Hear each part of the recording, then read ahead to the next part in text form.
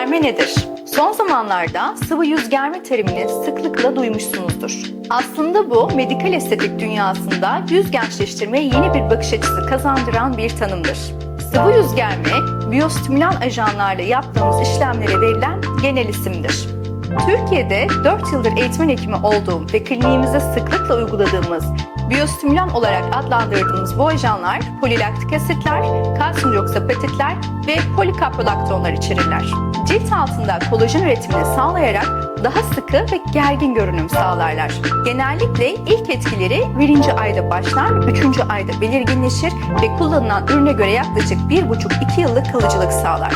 Eğer yüzüm şişmesin ama daha canlı, gergin ve genç bir cilt istiyorum diyorsanız sıvı yüz germe olarak adlandırdığımız biyostimülan ajanlar tam size göre olabilir. İşlem sonrası hekiminizden size uygulanan ürünlerin etiketini almayı unutmayın.